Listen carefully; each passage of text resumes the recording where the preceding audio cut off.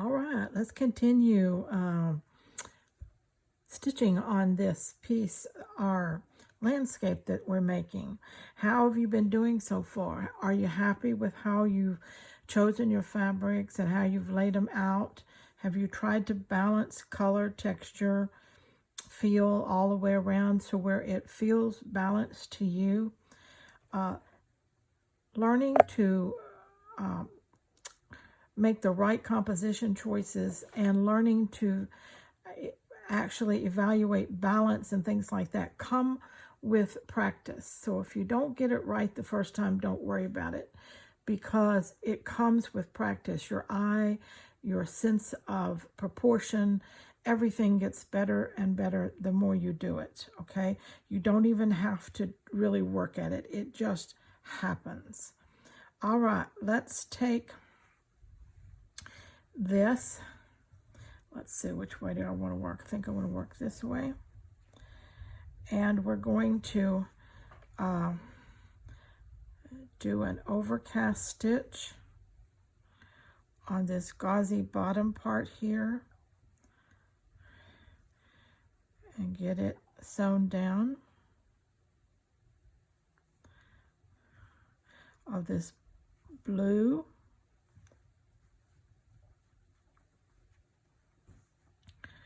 over the top of this rich purple.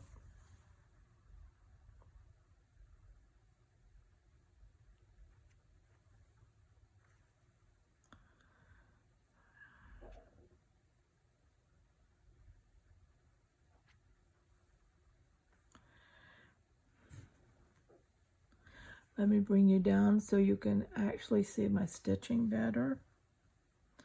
Not that I'm doing anything difficult or intricate or anything like that, but I know if you're an absolute beginner, it's just so much easier when you can see what someone is doing. Okay.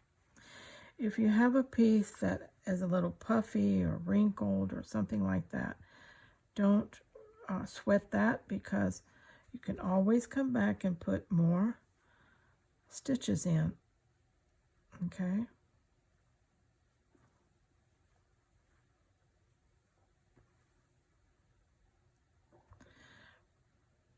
Right now I'm basically doing my edges, stitches, so that I get all my layers down and attached.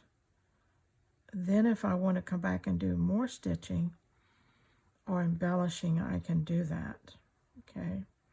We're going to talk about some of the things that I have added off camera in just a minute.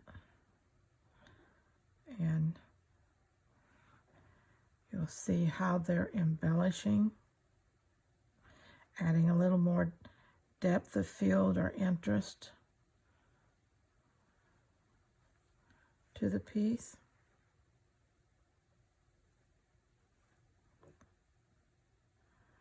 I'm doing this flat because this particular piece here,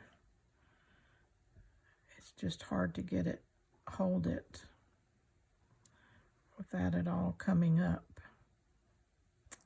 So, nobody said you could never sew flat. You can.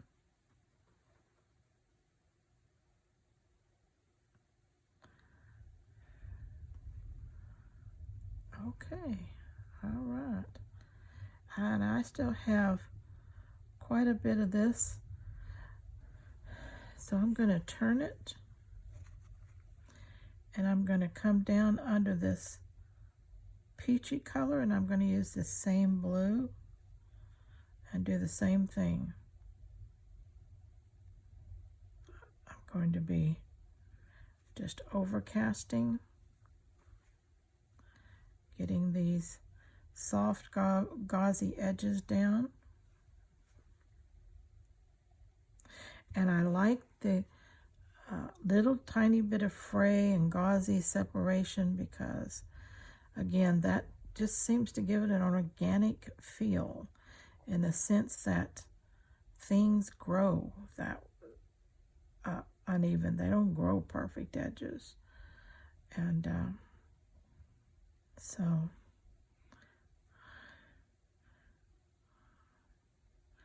organic to me means the way you would find it in nature or in situ, where it actually forms.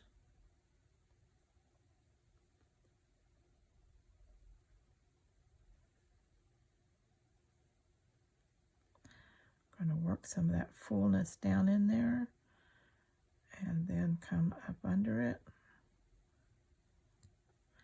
I'm working on top of my pressing mat, so I have to be careful that I don't catch that as I go down to sew, because it's very easy to do that. Okay. Again, let's just... All right, now I think I can...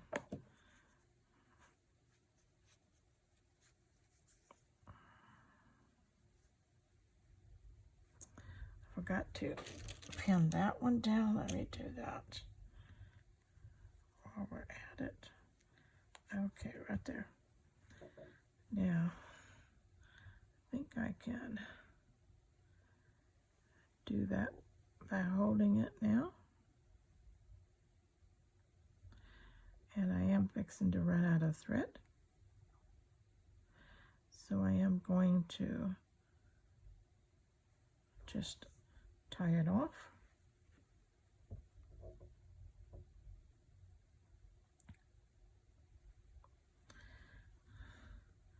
I like to make a little loop and then put my thread through it twice and pull, and that creates a little knot.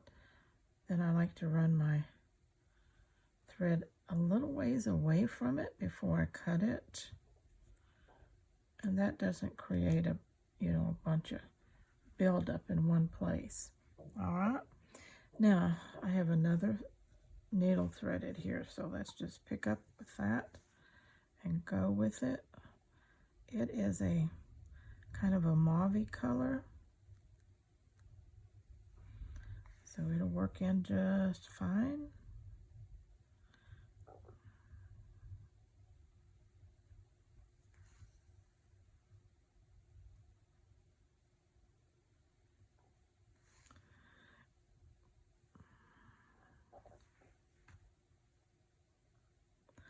Trying to keep myself under the camera would be helpful, wouldn't it?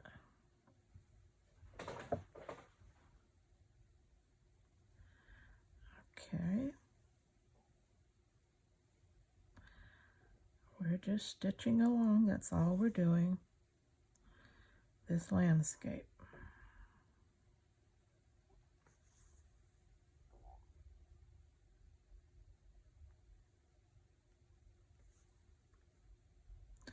Sometimes your landscaping layers need a lot of additional stitching. These are very busy, these with patterns, so I don't think they really need that. You just need to be able to look at the flow of things. Okay. All right. Tuck that back under there. Keeps wanting to come out.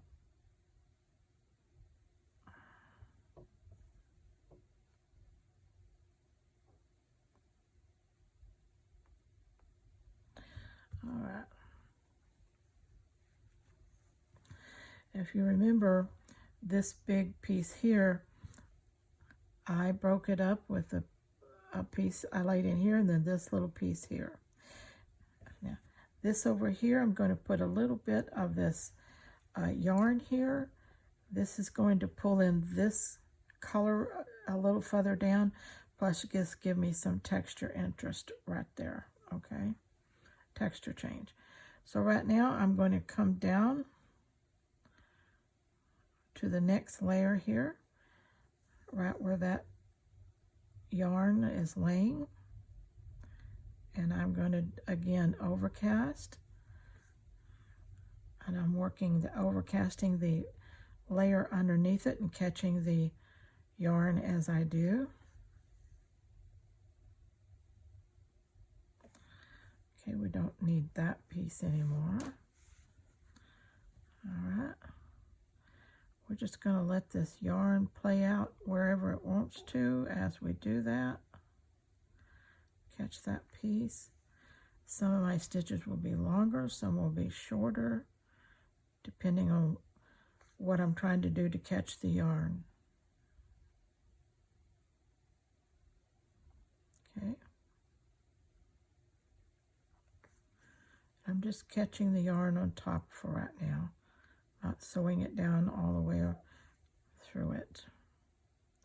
And I'm going to work my way across.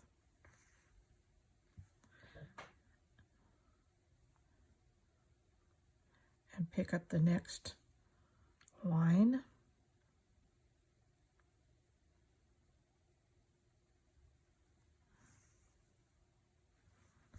Okay, which is actually this one.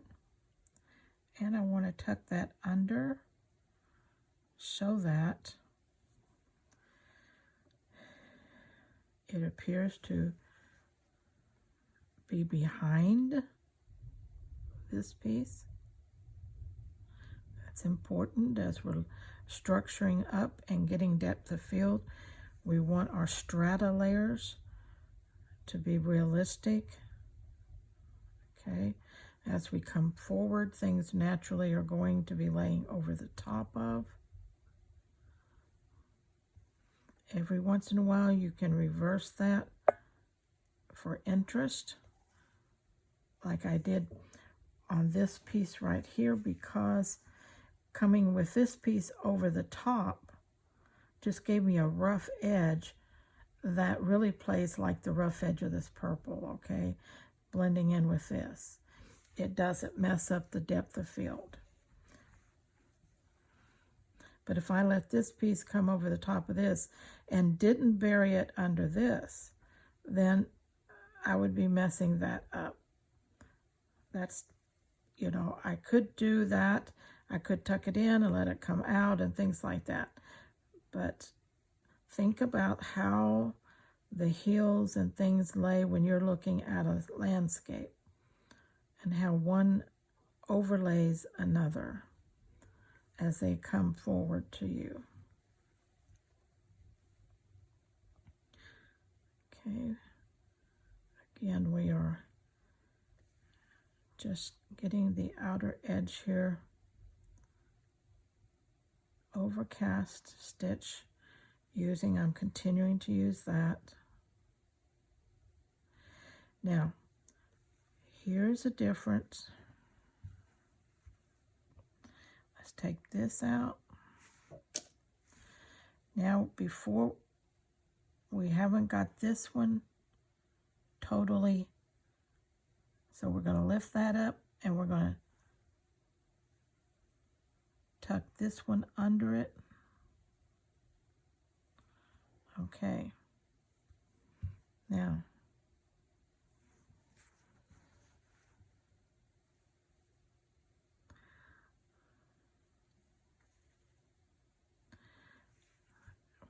continue to just overcast these edges.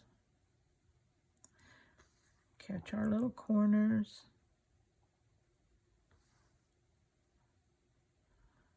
I just got a couple stitches here, so I'll go ahead and go down and get that. And then come back up.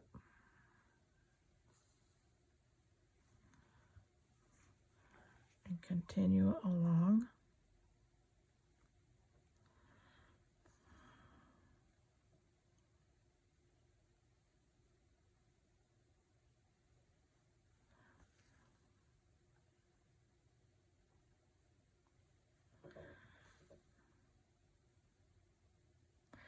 Skip to the other side over there. Come down that other side.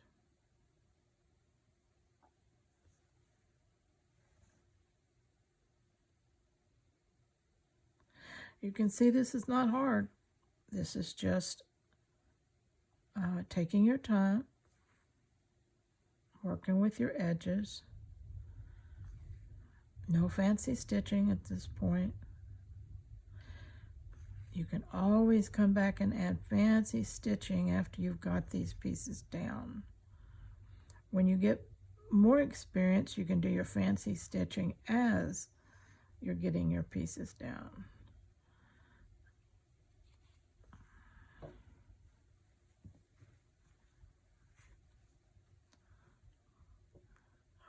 Okay, now we're going to go right up to this green part.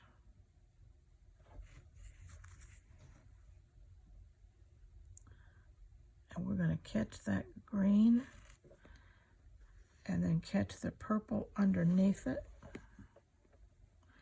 and get those together. Take a little of that puckeredness out. Okay. Tuck it under.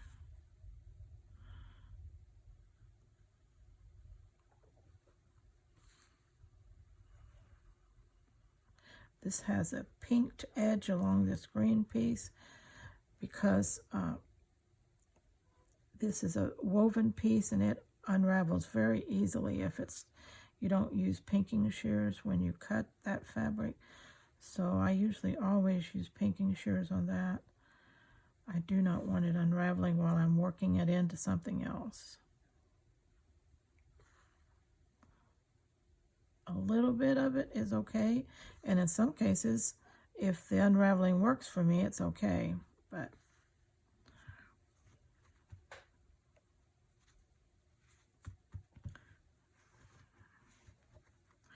let's see if we can get this all the way across here. This green piece maybe.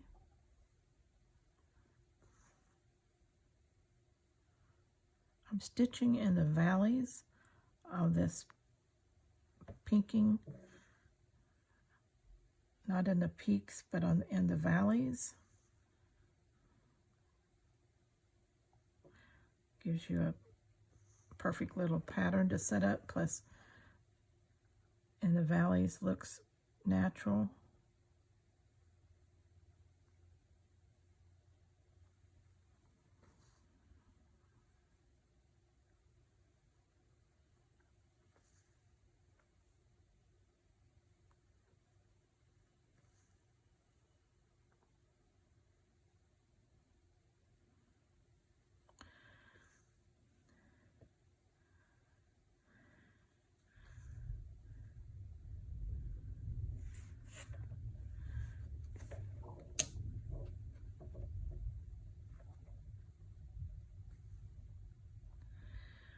Okay, we're back where we started and we are out of thread. We're going to have to tie off again.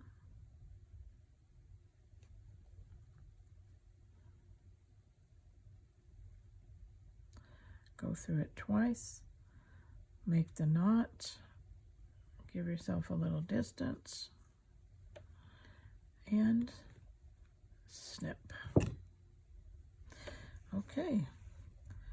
Now you remember how I said don't judge a piece until you got it stitched? You can begin to see how the stitching, creating the laying down, creating the edges, nice edges, is really cleaning up this landscape. I'm getting a sip of my hot latte tea. I'll share it with you. Oh, doesn't that look good? Those of you who know me know that's my hot drink of choice. Okay.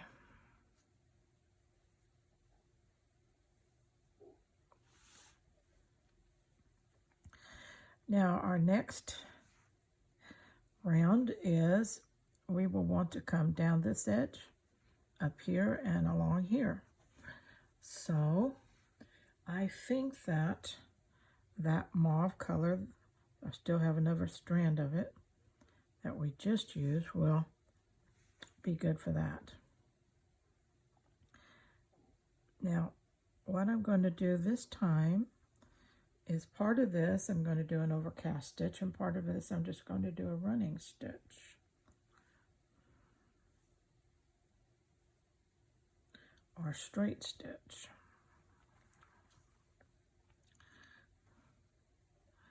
I'm going to do a straight stitch across this right here, right close to the edge.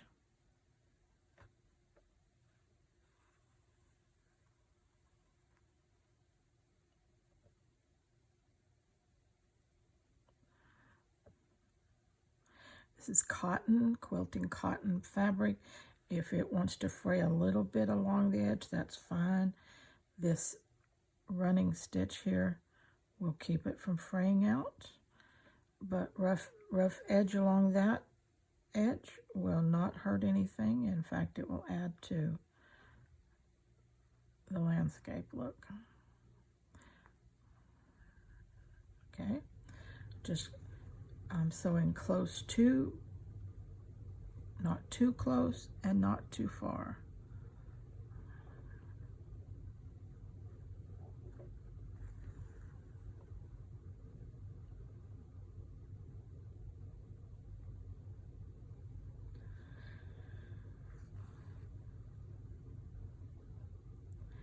Now, I'm coming back to a gauzy piece, so I'm going to drop down to the edge and I'm going to pick back up my overcast stitching.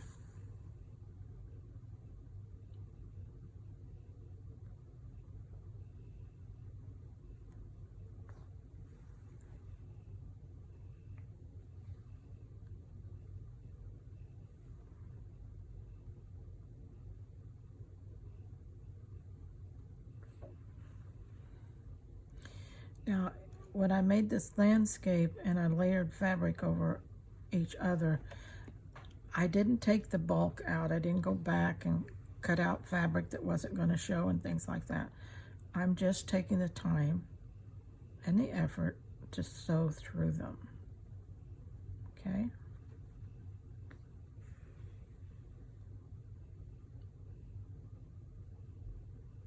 Some areas are a little thicker, might be a little harder for your needle to go through.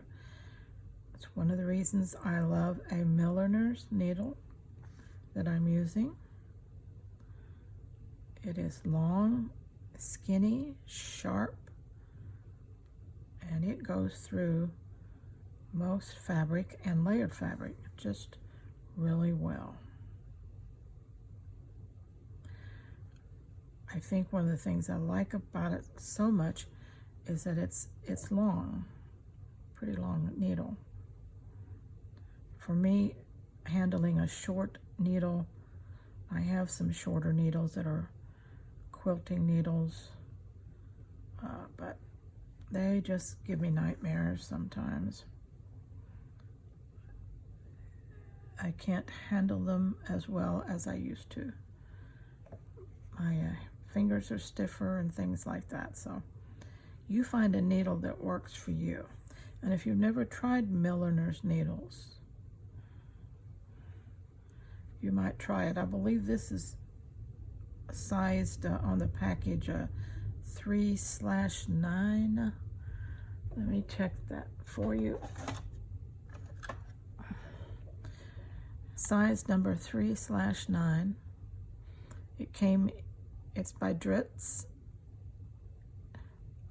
There's 16 needles in this little package, and it's a milliner's needle.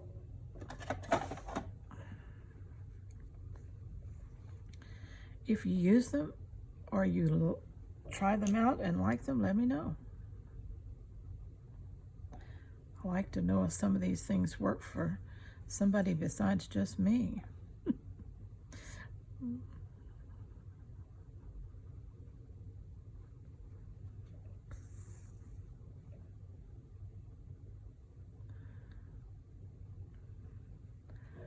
Okay, I'm going to come all the way around this little end down here.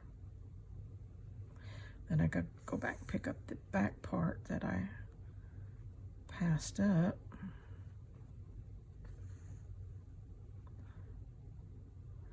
Okay, what I will do is I'll go over to this edge here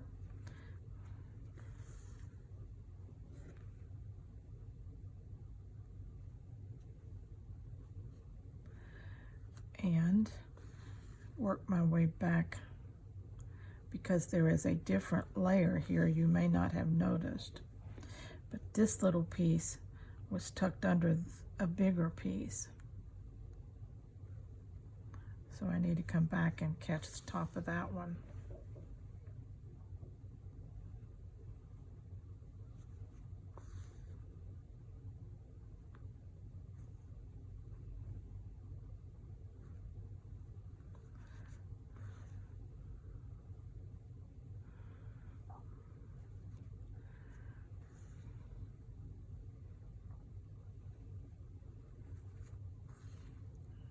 Okay, got that.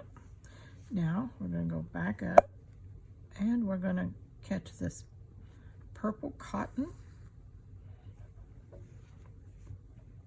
batik, and we're going to do a running stitch on that.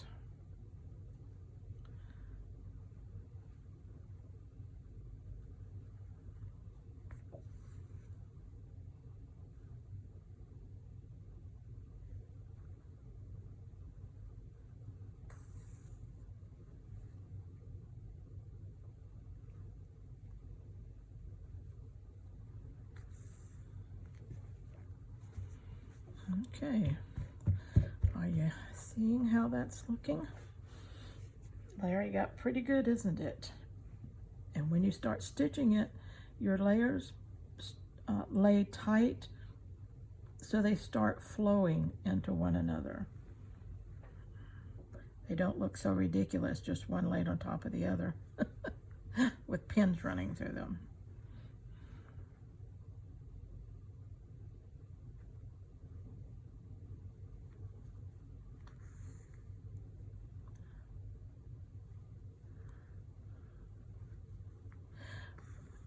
Batiks are kind of dense cotton within themselves. I'm going to go in and under stitch this piece. I'm going to go down, but I'm kind of come up at the bottom of this upper piece because it is very short and this other piece barely covers it. I don't want it coming out every time I stitch. Okay, so we just have a overcast stitch there, and what I want to do is go back and put another one and another one. In fact, in order to cover that situation, I'm going to put a pistol stitch or two.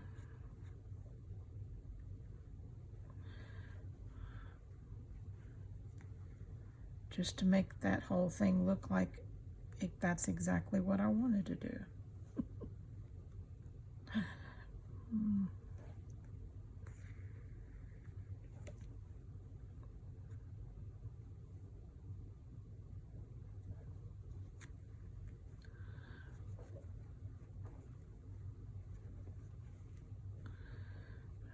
Okay, we got, let's put one more in there. 1, 2, 3, 4.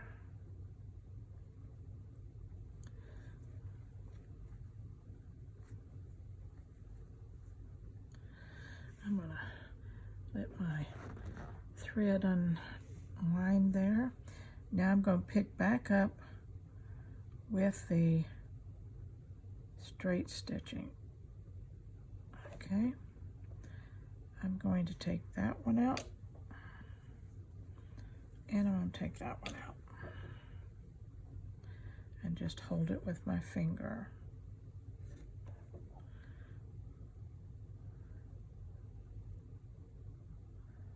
I want to come across.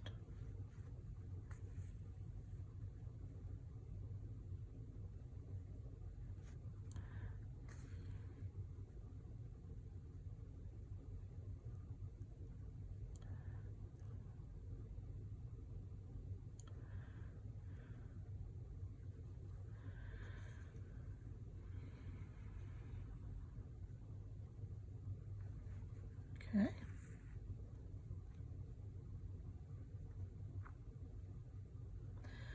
All right.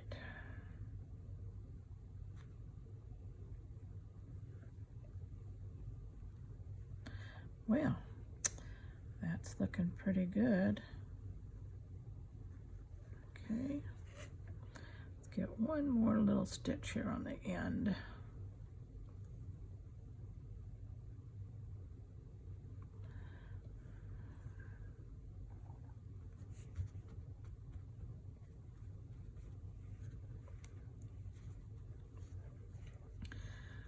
And we're going to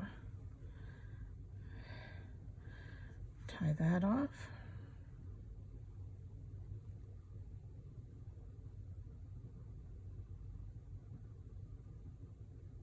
Oops. If you don't go through that loop the same way each time, you won't make a knot. So if I come this way this time, I have to come that way again. If you don't, you just undo your knot. You don't make a knot, you just undo a knot. Take it a little distance out and cut it.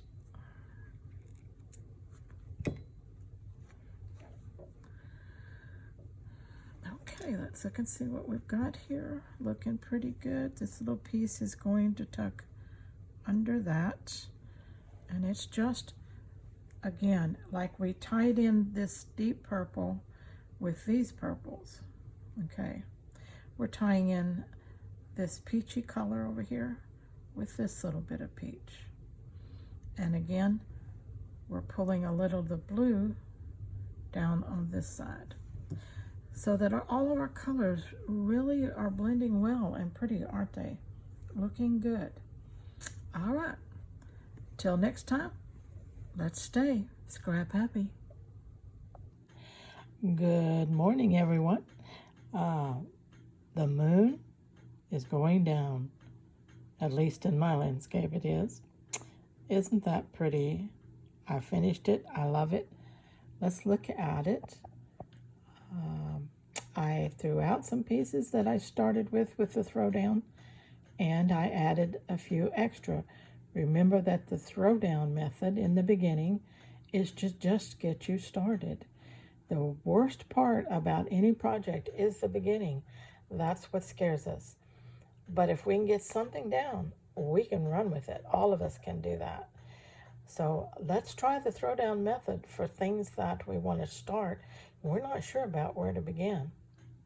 Let's look a little closer at some of the stitching in this and how the layering is working. Very simple stitches, few pistol stitches, straight stitches, a little bit of extra yarn thrown in here and there. Okay, a little bit over here. Overcast stitches. Just layering up of different fabrics. A few more little pistol stitches. Little gauzy, fringy stuff.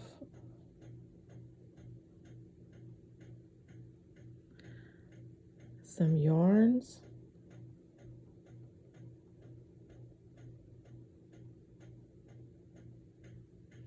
It all works to give us a little texture, a little color play where we need it.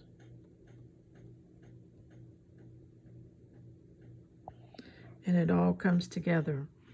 The top started out very cool, very beautiful colors, the purples and the teals and the blues.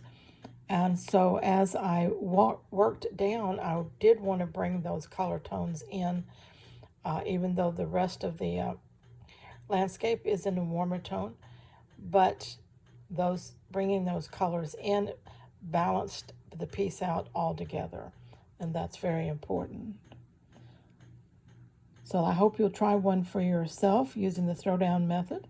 Let me know how that works.